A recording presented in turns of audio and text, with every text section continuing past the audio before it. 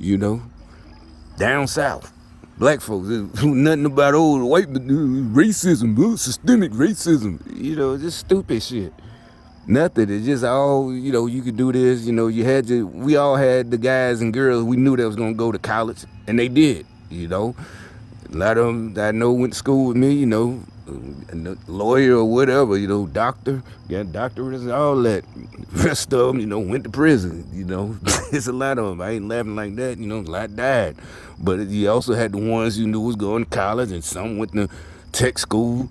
Some just happened to get good jobs in the right place and, good manufacturing jobs. But it was just all positive, Like I said, I went in the military, but there was no some boogeyman gonna hold you back. I just couldn't imagine being scared of a white person. I noticed that when I got back out the military in the early 2000s, and I'd be getting jobs, and a lot of them in Birmingham you had to go out, like the Homewood or Hoover. That's if you saw that, whatever, y'all can look it up. They would look at it was really my hood friends, not the ones that got jobs, careers or went to college. The other ones, they be like, the eyes would buck almost like one of them old comedy movies. Ooh, what you going out there? And I couldn't believe. I'm like, what the fuck are you? But I did. And I remember, we had moved and we didn't hang out in high school. I'm like, we used to hang out in the same city in high school.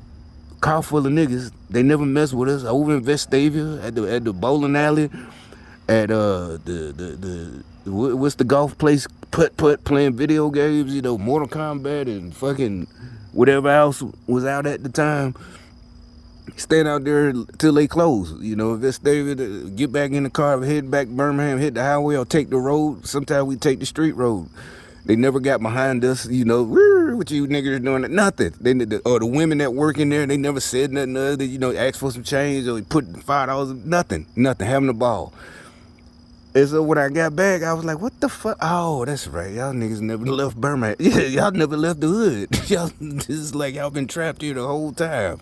My bad, dog. It ain't even because they probably thought it was because I went in the army. I'm like, nah, in high school, we hit that Saturday.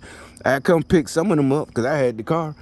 We go to the mall, Galleria, Hoover, all that shit, spend all day just riding around. Never got pulled over, Like I said, we would check each other. Man, slow down, nigga, because, we switch drivers. Like, this nigga can't drive. Hell no, he gonna get us pulled over. But, we never got pulled over. Like they try to lie nowadays. Didn't they even make movies about it? Yeah, you had to talk with your teenagers. Keep your hands on the wheel just in case you get pulled over. What the fuck are you talking about? Nigga, we had guns, drugs, and everything else in the car. Yeah, you got to look out for yourself, but not, they always make it as a teenager. They just having fun. Two black teenagers. I think it was a movie, a black girl, a black guy. They just having it. Oh, they get pulled over, and the boy gets to fighting with the cop because he's a racist white cop, air quotes. All this bullshit they try to promote. Like, nigga, ain't no way in hell, I go pick up a girl, nothing. I was never worried about the cops. The only thing I had to admit is I had a big ass dent in the car, in the quarter panel. That was the only thing I was worried about. It was embarrassing, not getting pulled over. You know what I'm saying? It wasn't no, it's just sad to be a little kid nowadays. Their own people telling them they can't, instead of like my people and other people, I suppose, our generation telling us you could be what you want, this and that. It's just fucked up. And they're using these little kids as pawns, like I said, these movies they promote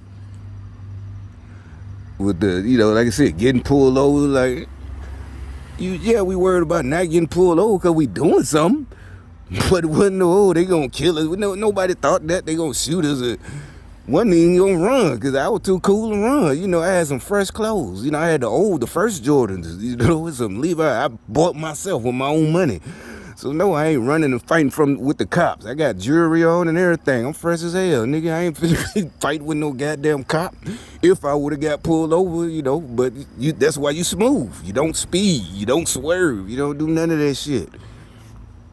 Yeah, shit. How you look? You 18 getting beat up by the cops. That's some New York shit. Seriously, running from the cops. There ain't nobody running from the cops. Like I said, I knew my family wasn't coming to get me. That's another reason I couldn't get caught. Ain't no mama. Call grandma, call auntie, see if they could put the house up. Cause they used to talk about it when I was about 13. Cause they hear stories themselves. I'm making up a name. Wilma, she put a house up.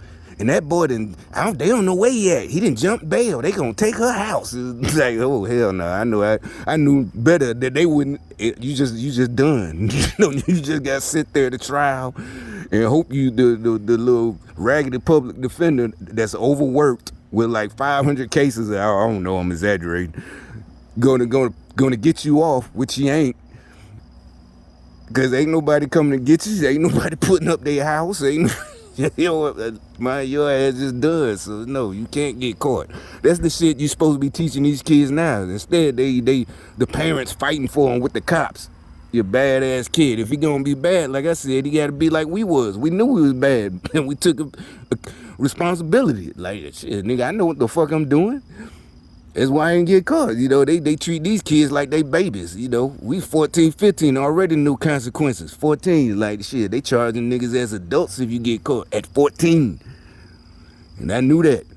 You do certain things, you shoot somebody or murder somebody, your ass getting adult charged as an adult. And I knew that at 14. So, you watch these newscasts and go through the comments and they be, oh, they just the baby. Like, no.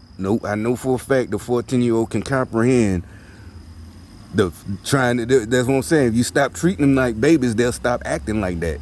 You gotta treat them, young adults, give them some responsibility, so when they do get out from under you, and like I said, I guess maybe because we all just wanted money, so, you see videos like I think some kids killed the old man in Philadelphia and they was 14, 13, jumped on him. They got it on CCTV. And I'm like, I couldn't imagine because a lot of people was like, what they were doing out at 2 o'clock in the morning. And I'm like, well, I can't say nothing because I used to go out, whether I had to climb out through the window. But yeah, I was doing stuff to get money. So I'm just saying, at that point, I was a little roguish. And, so I had getting stuff to sell, but I'm just saying that you had to be quiet, not just doing stupid shit, fighting old men for nothing. But that was only when I was 14. You can get out of that. There's not enough money, and it's just it's just no honor. Like ain't somebody breaking my shit. We said at 14, 15, you catch somebody in my shit, gonna kill that nigga. But,